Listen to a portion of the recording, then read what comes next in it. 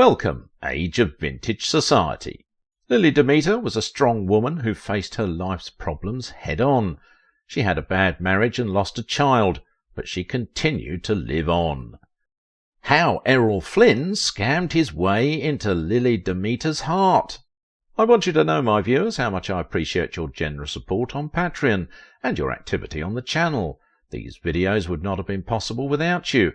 Big thanks to those who watched the video until the end. Lili Damita. Why she never truly became part of Errol's world. The thing about Hellraisers is that ladies continue to find them attractive. Honestly, that's even selling it short. Not just the ladies. Everyone is drawn to Hellraisers. They represent a certain kind of danger, a deviation against the shackles of the norm. Authority means nothing to these Hellraisers. They make their own rules and symbolize people's innermost desire, freedom. That said, Hellraisers always get the girls, but do they keep them? More often than not, they don't. Marriage represents order, but their chaotic nature cannot allow them to stay married. So it is no surprise that Lili Damita and Errol Flynn didn't last more than 7 years. The 7 years were not also peaceful years. Conflict was one of the major themes up until the moment they divorced. The other theme of their marriage was sex, and boy, did those two have a lot of it. It was why they didn't divorce sooner. Their bodies were made for each other, but other aspects? Not so much. The only time they felt like a couple was when they were busy exploring each other's erogenous zones. The bedroom was the only sanctuary for both of them. A 2-book biographer for Errol Flynn, Robert Matson, commented on their sexual prowess. He said the couple could barely tolerate each. However, the chemistry was so good, but then it would be off again. So in their off-and-on relationship, it was majorly the on. Flynn, who wrote letters praising the exquisite Lili's ability, felt she was superficial and too concerned about mundane things. He wrote the important thing was always the style of her hair, the colour of her shoes. Did her bag match her dress? Was Joie the sexiest French perfume or not? On Lili's part too, she felt Flynn was superficial, and there wasn't substance to him or his perceived charm. But the marriage to Flynn helped her remain relevant at a period when her Hollywood career had completely fizzled out. According to Matson, she threw in the towel, and she saw Flynn as a way to keep a presence around the studios and keep working, and she hung around hoping something would happen. Well, nothing happened, and despite needing Flynn's growing popularity as a crutch, Lili never truly became part of Errol's world. Lili had no use for the people Errol hung around with, as they were majorly stuntmen and not Hollywood execs, which would revive her career. This is Lili's fatal flaw. She had a bit of a narcissistic fire in her. Her giant ego somehow seemed to fit her slim, sexy body, but Lili was true to herself. She knew she had quite the ego in her. Her ego was why her engagement and eventual elopement with the Prince of Prussia failed. Prince Louis Ferdinand was the grandson of German former Kaiser Wilhelm II and great-great-grandson of Queen Victoria. He had come to the United States to work for Henry Ford for years in Detroit. The talented prince also trained as a pilot during this period. Louis was not a stranger to the stars of Hollywood, as he met with Charlie Chaplin, and it was in this Hollywood he found Lili. Lili made the prince's heart throb. The man had met Franklin D. Roosevelt, but it took an actress for him to be in awe truly. Madame Damita, who claimed her contract didn't allow her to fall in love, became a fixture with the prince, but while he may have genuinely desired her, Damita only was around him for the fame. When the prince broke it off with her, she remorselessly said she couldn't be with royalty, as she was also self-centered like people with royal blood.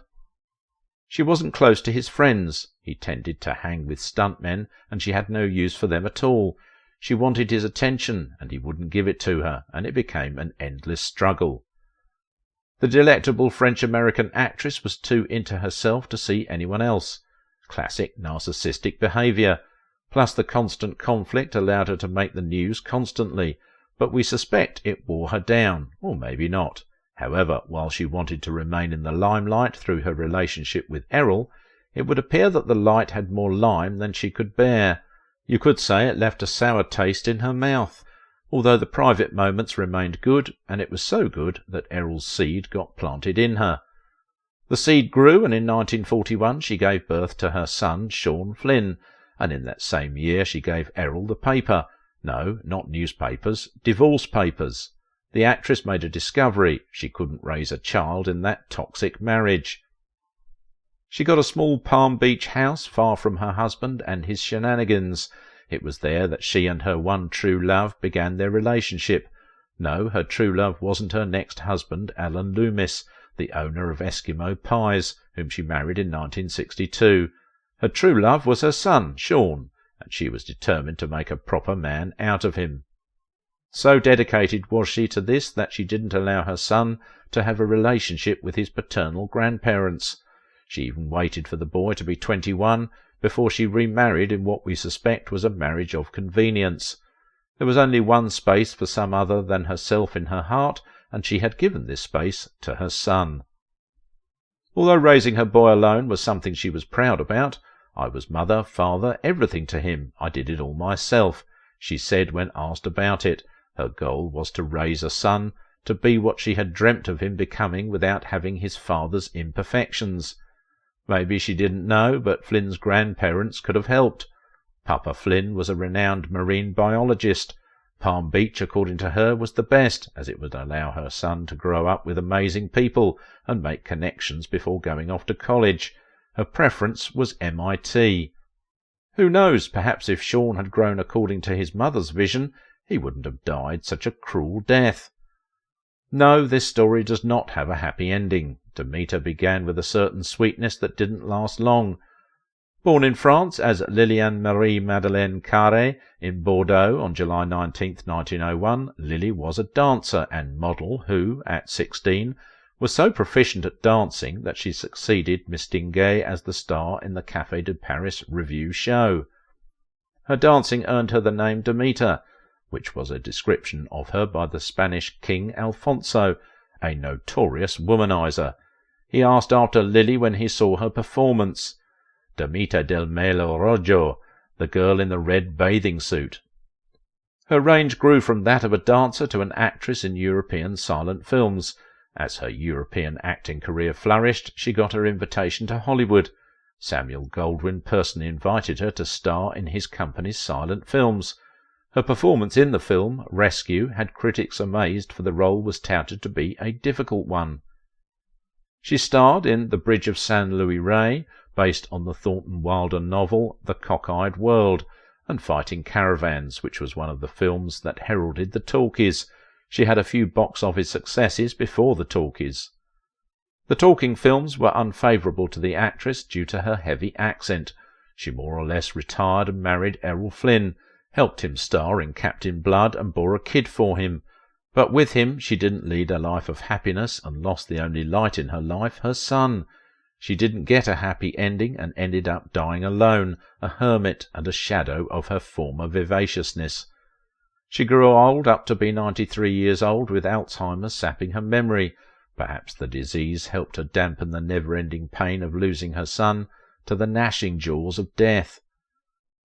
She put her son in the Palm Beach private school and enrolled him in the prestigious Lawrenceville School in New Jersey. Her boy was nothing like his dad, and she ensured the two didn't communicate. But Errol was sly. He found a way to reach his son. Errol began to send letters to Sean using his school address, as the letters to the house had a way of not reaching his son. So what did the senior Flynn do with this opportunity? He used it to disappoint his son. He didn't write consistently, with about 2 letters in a year, and made failed promises to the boy. None of the gifts he promised arrived, and it continued like this till Errol died. You always knew where you stood with Errol. He always let you down, David Niven noted, and has been proven right. However, in death he did something for his son. His death gave Sean $5,000 as a beneficiary of his will. Sean Flynn went to college, but it wasn't MIT. By this time traits of his father began to emerge, but it wasn't something too sinister, only that it could have also easily killed him. He loved the rush that came with driving fast. Perhaps without Damita's knowledge, he frequented racetracks and discovered he had an appetite for gunning the car to maximum speed. He lit up the streets with his 1957 white-coloured Chevy, but driving fast and furiously wasn't all he got from his father. He also inherited a taste for courting danger, and if it wasn't apparent with how he drove furiously, it became more apparent with his eventual career choice. But before that, he was just another sweet-looking college freshman at Duke University. His course advisor, George Webber, described Sean and his friend Les Brown Jr., son of Les Brown, the jazz musician, saying, "Nicer young men you'd never hope to meet, but I don't think that they continued into the second year."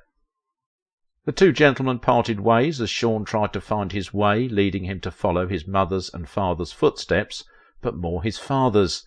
Like his father, he chose to be an action film actor, and he had the looks too, although he didn't have any of his father's skill set as an actor. Sean was delightfully bland and felt shy when the camera operators turned the camera on him. Still, he continued his unsuccessful stint as an actor, and it was on the set of one of his films that he had the urge to become a photojournalist, and he went to do it. Sean left acting in Singapore, snatched a camera, and headed to Vietnam to capture the war. Well, he got captured in that war, and with how he conducted himself, you could say he was asking for it. He, like his father did in the Spanish Civil War, endangered himself. Without having substantial military training, he followed soldiers deep into enemy lines. Usually war photographers went along on the short missions, but Sean didn't want that. He wanted to be where the more intense action was.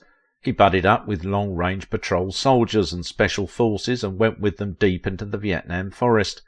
Sometimes they would climb up mountains. He would not be seen for weeks, but when he returned to base, his photographs differed from the others. His were deeper and richer, but also fewer. Even after getting wounded twice on the battlefield, the man wasn't scared or discouraged.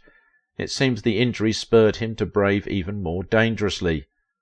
He had seen the horrors of war and felt compelled to report it, but just like the other victims, the war claimed him. At the height of his fame as a unique photojournalist, the guerrillas captured Sean, and that was it. No one knew what had happened to him. Damita was deep in the throes of loss. She gathered her fortune and commissioned mercenaries to help search for her son. Nothing came up, but she wouldn't give up hope. Sean lived in the little cottage at the back of their Palm Beach house, and she kept the place clean, waiting for her son to return. Sadly, he didn't. She divorced Loomis and grew old and alone. Even before she reached her death age of 93, she had become worn, her skin pallid and her hair thinning. Damita was no longer the dame that turned the head of King Alfonso XIII of Spain. The only thing that mattered to her was gone, and slowly and in anguish she followed him. It was when it was too late for her to know that knowledge of what happened to her son came out. According to CIA files, Sean was captured with his friend Dana Stone in a village on the Vietnamese-Cambodian border for a long while. The guerrillas didn't harm the two until they began to agitate and asked to be released. The pair went on hunger strike, and they were released, but not in the way they thought they would be. Sean was the best thing the divinely handsome Lili had with Errol in their tumultuous marriage. There were moments of calm where Errol and Lili would be united by food. Errol taught Damita the few things he knew about English cooking, while she taught him French cooking and wines. Sometimes it would be books, and other times music, dancing, and vibrant social life. The two met on SS Paris. Flynn made the first move on this delectable actress, but he was a nobody, and she rebuffed him when he asked that they dance. Still, Flynn wouldn't be deterred. After all, she said he should come later, and he returned later. This time Errol turned on his charm and conned his way into her heart, as he conned his way into Hollywood as an actor. Within 6 months of their first meeting, the two married, and it was a tempestuous affair. Flynn wanted to be praised, but Damita wouldn't praise him. Likewise, he wouldn't give her attention or feed her ego. They were at a crossroads, but neither of them crossed it to get to know each other better. Some people claim the two also entered amorous homosexual relations before Lili Damita's lawyers forced the editors of Errol's book to remove it from the book. Errol claimed his ex-wife visited a Paris lesbian bar. The two divorced, and the proceedings came before Errol got himself into the biggest scandal at the time. The divorce judge ordered that Errol pay $1,500 monthly until the period his wife would remarry. Damita also won half of Flynn's property. To prevent a situation where Flynn would be paying the alimony monthly, the beautiful Lili suggested that he give all the money in a lump sum, but Flynn refused. The leading man thought he would forever remain a star, but he lost his star power, and the studio cut him off. Eventually he fell back on the alimony payments, but Lili would hound him at the alimony courts until he died in 1959, and she remarried 3 years later. Lili would live a long but not what we would call a full life. Still, she wouldn't be so resentful of her life and the mark she made. Lili Damita has emerged from her divorce with Errol Flynn with great emotional trauma. But other women have also had a hard time in Hollywood. How was Rosalind Russell's confidence damaged by the studios? Watch this video.